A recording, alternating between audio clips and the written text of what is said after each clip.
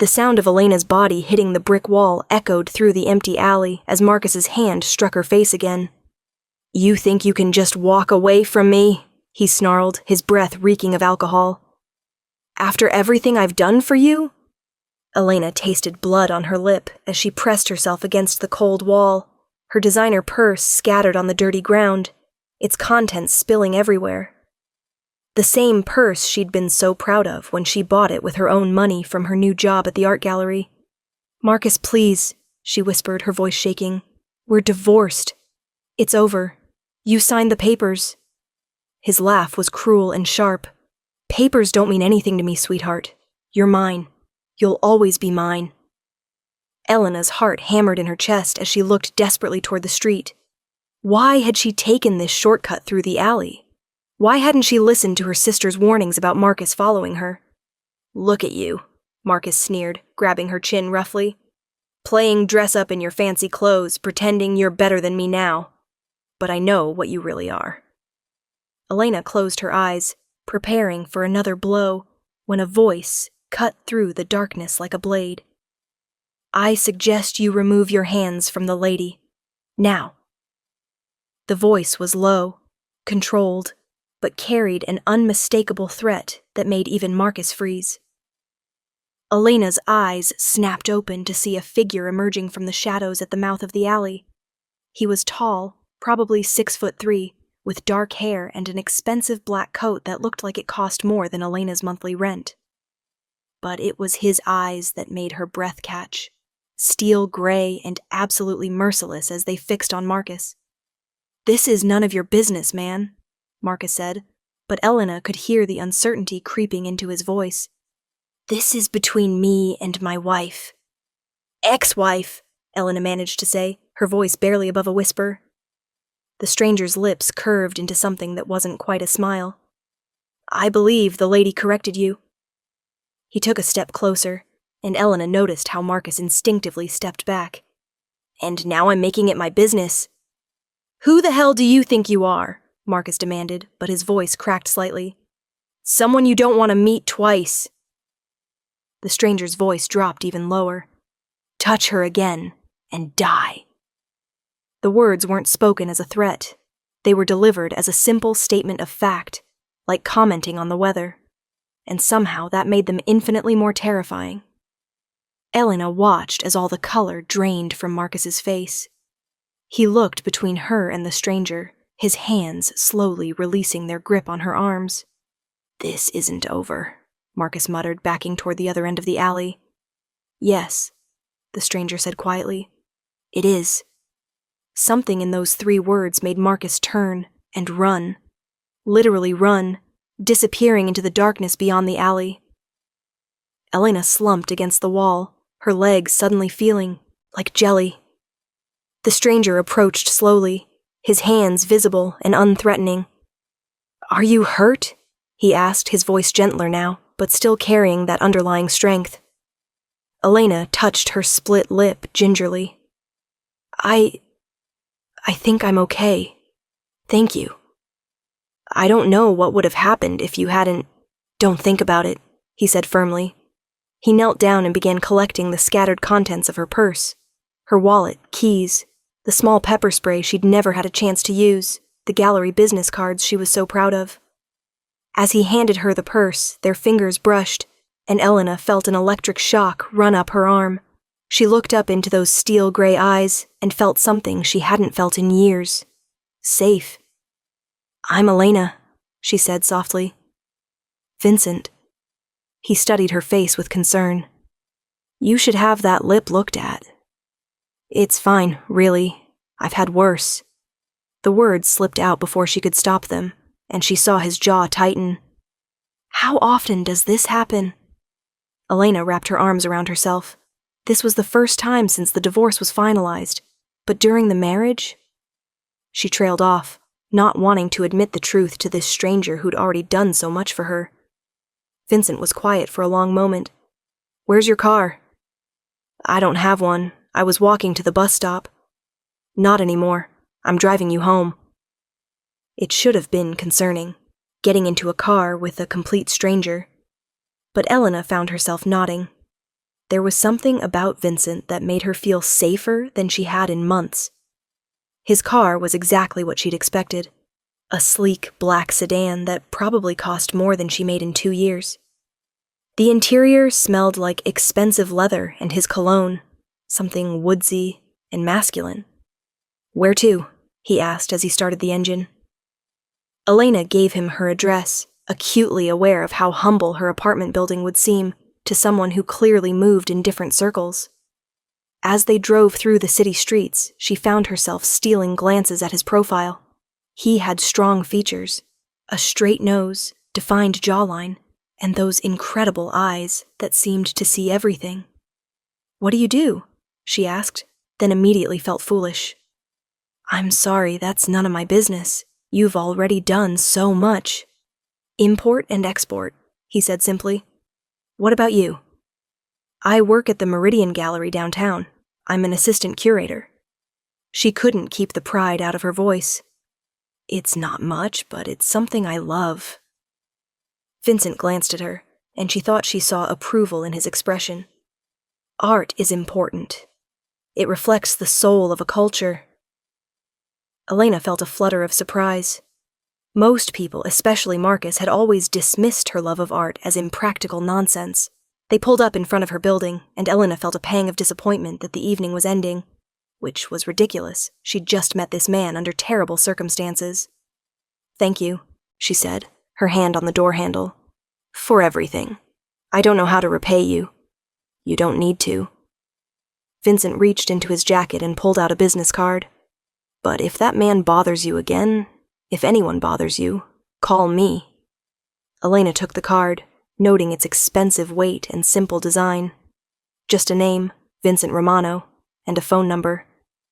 "I will," she promised, though she hoped she'd never need to. But as she walked up to her apartment, Elena couldn't shake the feeling that her life had just changed in ways she couldn't even imagine. 3 days later, Elena was working late at the gallery, cataloging a new shipment of paintings, when her phone buzzed with an unknown number. "Elena, it's Vincent. How are you feeling?" His deep voice sent an unexpected thrill through her. "Much better, thank you. The bruises are fading." "Good. Are you free for dinner tonight?" Elena nearly dropped the phone. "Dinner? I know a place. Quiet, good food. Unless you'd prefer not to." "No," she said quickly, then felt her cheeks burn. "I mean, yes. I'd like that. I'll pick you up at 8. The restaurant Vincent chose was unlike anywhere Elena had ever been. It was small, intimate, with soft lighting and what was clearly a clientele that valued privacy above all else. The maitre d' greeted Vincent by name and led them to a corner table that felt completely secluded. "This is beautiful," Elena said, looking around at the artwork on the walls, original pieces that she recognized from her studies. "I thought you'd appreciate it," Vincent said, and she realized he'd chosen this place specifically for her. Over dinner, they talked about art, books, travel, all the things Elena had been hungry to discuss with someone who could keep up with her mind. Vincent was well-educated, well-traveled, and surprisingly thoughtful about things that mattered to her. "You said import and export," she said over dessert. "What kind of goods?" Something flickered in Vincent's eyes. "Various things. I have business interests all over the world." It was vague, but Elena didn't press. Everyone had a right to privacy about their work. As he drove her home, Vincent was quieter than he'd been during dinner. "Is everything all right?" Elena asked. He was silent for so long, she didn't think he was going to answer. Finally, he said, "There are things about my life that are complicated. I don't want you to get hurt because of me." Elena felt a chill that had nothing to do with the temperature. "What kind of complications?" Vincent pulled up in front of her building, but didn't turn off the engine. "The kind that makes it dangerous to be close to me." "Are you married?" Elena asked, her heart sinking. "No, nothing like that." He turned to look at her, and his expression was almost pained. "I should let you go, Elena. You deserve better than what I can give you." But even as he said it, he reached out and touched her face gently, his thumb tracing over where the bruise had been. "What if I don't want you to let me go?" The words came out as a whisper. Vincent's eyes darkened. For a moment, Elena thought he was going to kiss her. Instead, he pulled his hand away. "You don't know what you're saying." Elena felt a surge of frustration. "Stop deciding what's best for me. I'm a grown woman, Vincent. I can make my own choices." "Not about this," he said quietly. "Trust me." But as Elena walked up to her apartment, she couldn't help but feel that Vincent Romano was worth whatever complications he came with. The next few weeks fell into a pattern. Vincent would call, they would meet for dinner or coffee, and Elena found herself falling harder for this mysterious man who treated her like she was made of precious glass. He was always a perfect gentleman, never pushing for more than she was ready to give, always making sure she felt safe and respected. It was such a stark contrast to her marriage with Marcus, where every day had felt like walking on eggshells. But there were things about Vincent that didn't quite add up. The way people deferred to him wherever they went. The expensive gifts that appeared at her apartment, a first-edition book of art history, a necklace with a pendant that matched her eyes. When she protested that it was too much, he simply said, "I want to spoil you. Let me." There were the phone calls he would take in other languages, Italian mostly, but also what sounded like Russian. The way his jaw would tighten when he read certain messages on his phone. And there was the night she saw him getting out of his car outside the gallery and noticed the way he moved, like a predator, alert and dangerous, scanning the street before he walked to the door. "You're being paranoid," she told herself. So what if Vincent was wealthy and private? That didn't mean anything sinister. But then Marcus came back. Elena was leaving work on a Friday evening when she saw him waiting by the bus stop. Her blood turned to ice. "Hello, sweetheart," Marcus said, his smile cold. "Miss me?" Elena immediately pulled out her phone, but Marcus was faster. He grabbed her wrist, twisting until she dropped the device. Ah, he said. "We're going to have a nice conversation, just the two of us." "Let me go," Elena said, trying to keep her voice steady. "There are people around." "Not where we're going," Marcus said, and began pulling her toward the alley behind the gallery. Elena's heart pounded as she realized this was the same type of isolated place where Vincent had found them before. But Vincent wasn't here now. "I've been watching you," Marcus said conversationally as he forced her into the shadows. "Seeing you with your new boyfriend. Very fancy car he drives. It's none of your business who I see." Marcus's grip tightened, and Elena winced. "Everything about you is my business. You think some rich boy is going to save you? You think he actually cares about damaged goods like you?" The words hit Elena like physical blows, bringing back all the insecurities and pain from their marriage. But before she could respond, Marcus's phone rang. "What?" he snapped, answering it. Elena couldn't hear the other side of the conversation, but she watched Marcus's face go white, then red, then white again.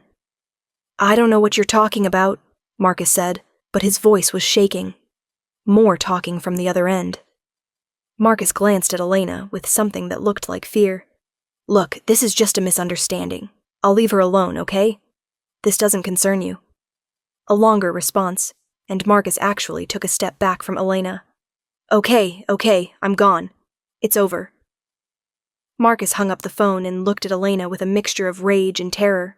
"This isn't over," he said, but he was already backing away. "You have no idea what you've gotten yourself into." And then he was gone, leaving Elena alone and shaking in the alley. Her phone was cracked but still working. She called Vincent with trembling fingers.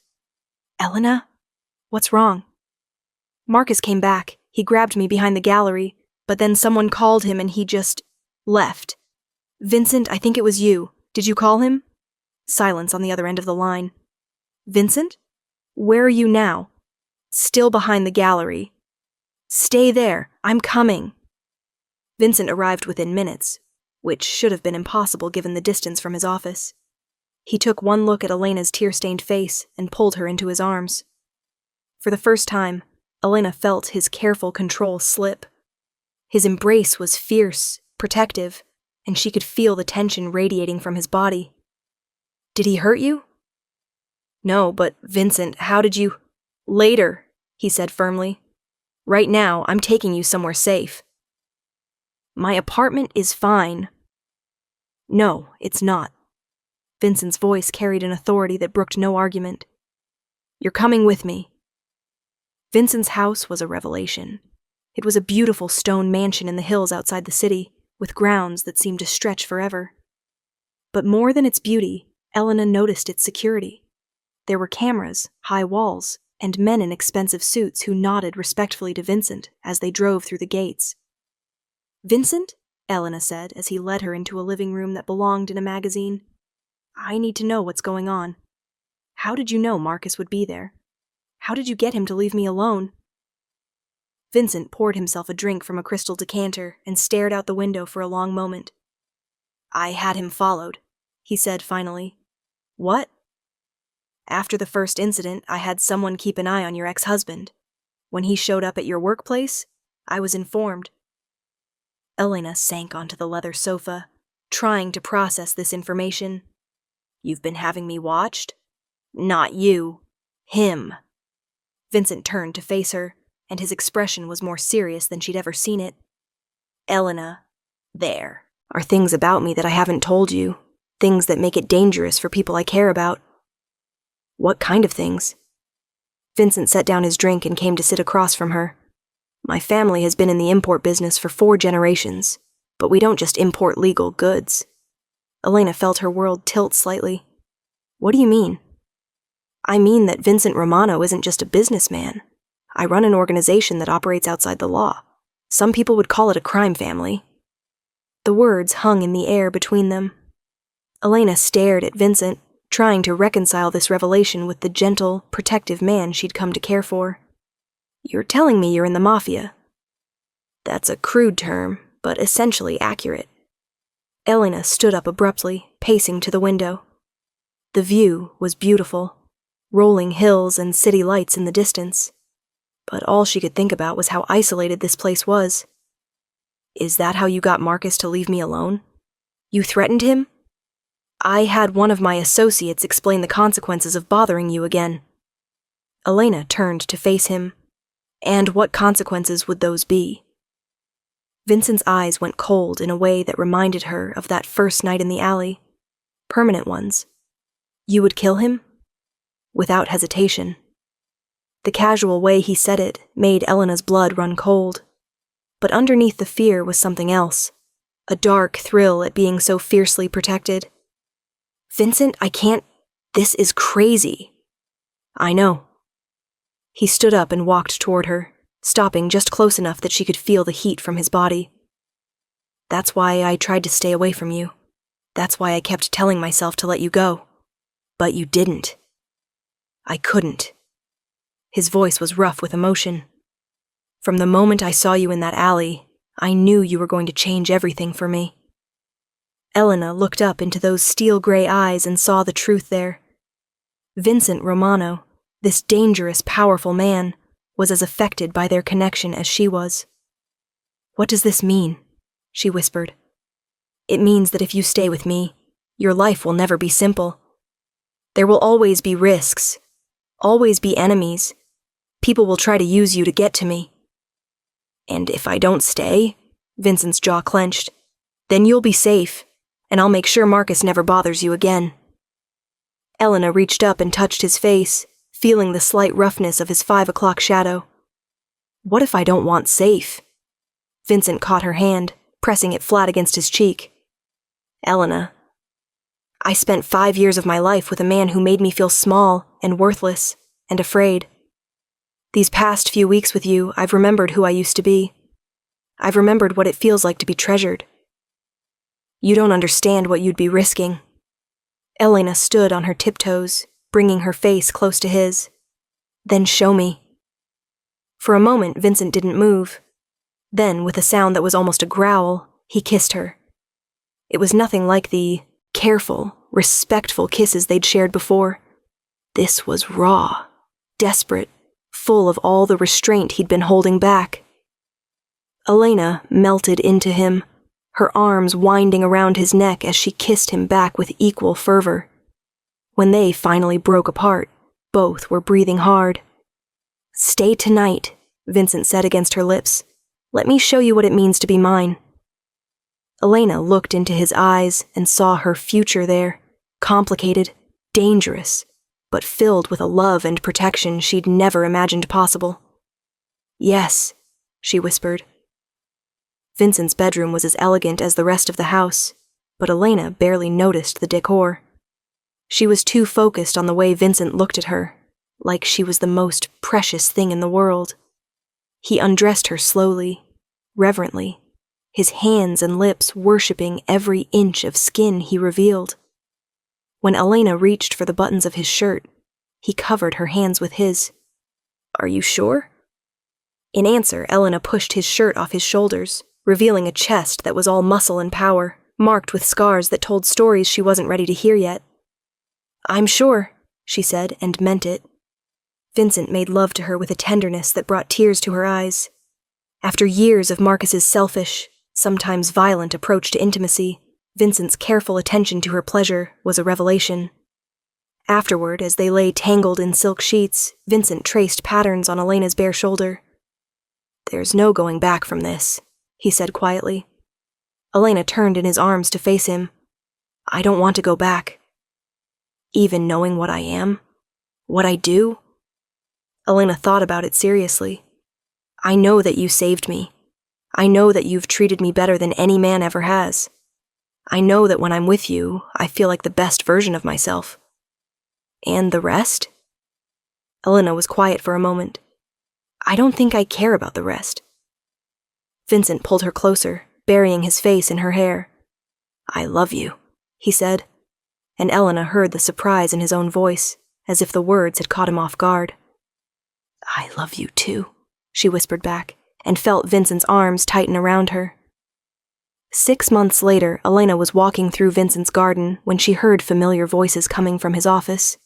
She'd been living at the house for 3 months now, and while she was still learning the rhythms of Vincent's world, she'd grown comfortable with the constant presence of security and the stream of well-dressed men who came and went for business meetings.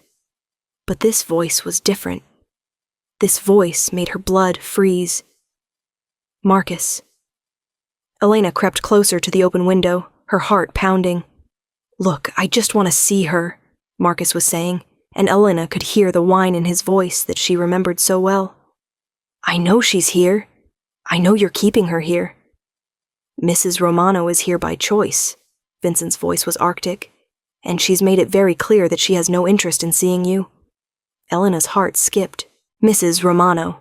They'd been talking about marriage, but hearing Vincent refer to her that way sent a thrill through her. "Mrs. Romano?" Marcus laughed, but it sounded forced. "You married that damaged goods? Do you have any idea what she's like when—" The sound of a chair scraping violently against the floor cut Marcus off. "I'm going to give you one chance to walk out of here." Vincent's voice was deadly quiet. "Because if you finish that sentence, I will kill you where you stand." "You can't just keep her from me forever," Marcus said, but Elena could hear the fear creeping in. "I have rights. You have no rights where she's concerned. You signed those away when you put your hands on her." Elena heard footsteps, and Marcus's voice getting higher and more desperate. "She's not who you think she is. She's weak. She's broken. A sound like a body hitting a wall, and then Vincent's voice, low and dangerous. "That's enough. Tony, escort Mr. Mitchell off the property. If he comes back, deal with him permanently." Elena backed away from the window, her mind racing. She should be terrified that Vincent had just ordered her ex-husband's death if he returned. Instead, she felt a fierce satisfaction that someone was finally protecting her the way she deserved to be protected. That evening, over dinner, Vincent was quieter than usual. "Something wrong?" Elena asked. Vincent set down his fork and looked at her seriously. "Your ex-husband paid me a visit today." Elena's stomach clenched. "What did he want?" "To see you. I made it clear that wasn't going to happen." "Thank you." Vincent reached across the table and took her hand. "Elena, I need you to know that I meant what I told him. He'll never hurt you again. But that means you'll kill him if he tries." Elena said it matter-of-factly, and watched Vincent's eyes widen slightly. "Does that frighten you?" Elena considered the question seriously. "It should. A year ago, it would have terrified me. But now?" She squeezed Vincent's hand. "Now it makes me feel safe." Vincent brought her hand to his lips and kissed her palm. "I was hoping you'd say that, because I have something to ask you." Elena's heart began to race as Vincent reached into his jacket and pulled out a small velvet box. "Elena Martinez," he said, getting down on one knee beside her chair, "will you marry me? Will you let me protect you and love you for the rest of our lives?" The ring was stunning, a perfect emerald surrounded by diamonds that caught the candlelight like stars. But Elena barely saw it. She was too focused on the love and vulnerability in Vincent's eyes. "Yes," she whispered, then louder. "Yes, of course, yes." Vincent slipped the ring onto her finger, then stood and pulled her into his arms, spinning her around the dining room as Elena laughed with pure joy. "I love you, Mrs. Romano," he said, setting her down but keeping his arms around her. "I love you too, Mr. Romano," she replied, and sealed the promise with a kiss. 1 year later, Elena stood in the garden where Vincent had proposed, surrounded by hundreds of guests who had come to celebrate their wedding. Her dress was a designer original, her bouquet made of white roses and baby's breath, and she had never felt more beautiful. But more than that, she had never felt more herself. As she walked down the aisle toward Vincent, who looked devastatingly handsome in his black tuxedo, Elena thought about the journey that had brought her here, from that terrifying night in the alley to this moment of perfect happiness. Vincent's world was indeed complicated. There were still threats, still dangers that came with loving a man like him. But there was also a love so fierce and protective that Elena knew she would never feel small or worthless again. When Vincent lifted her veil and looked into her eyes, Elena saw her future reflected there. Dangerous, perhaps, but filled with passion and devotion beyond anything she'd ever dreamed. "You look beautiful," Vincent whispered as the priest began the ceremony. "You clean up pretty well yourself," Elena whispered back, making him smile. As they exchanged vows, promising to love and protect each other for all the days of their lives, Elena caught sight of Marcus in the very back of the crowd. He looked older, defeated, and Elena felt nothing but pity for the man who had once made her life a nightmare. Vincent followed her gaze and tensed slightly, but Elena squeezed his hand. "Let him watch," she said quietly. "Let him see what real love looks like." Vincent's expression softened, and when the priest pronounced them husband and wife, his kiss was tender and full of promise. As they walked back down the aisle as Mr. and Mrs. Romano, Elena felt like she was walking into the life she'd always been meant to have. A life where she was treasured, protected, and loved beyond measure. The reception was held in the garden, under strings of lights that turned the evening into something magical. Elena danced with Vincent to their song, "At Last," by Etta James, and felt the truth of those lyrics in every cell of her body. At last, her love had come along. At last, she was safe. Later that evening, as they prepared to leave for their honeymoon in Italy, Vincent pulled Elena aside. "Any regrets?" he asked, his eyes searching her face. Elena looked around at the beautiful home that was now hers, at the life that stretched out before them, complicated but full of love. "Only one," she said, and watched concern flicker across Vincent's face. "What's that?" Elena smiled up at her husband, her protector, her love. "That it took me so long to find you." Vincent's answering smile was brilliant as he swept her into his arms and carried her toward their future together. Because sometimes, Elena thought, as Vincent's lips found hers, the most dangerous choice is also the most perfect one. And she had never been happier to be in danger. Thank you so much for watching this video. If you enjoyed it, please subscribe, because I am trying to prove to my mom that I can actually do this. It would mean the world to me. I love you all. Have a nice day.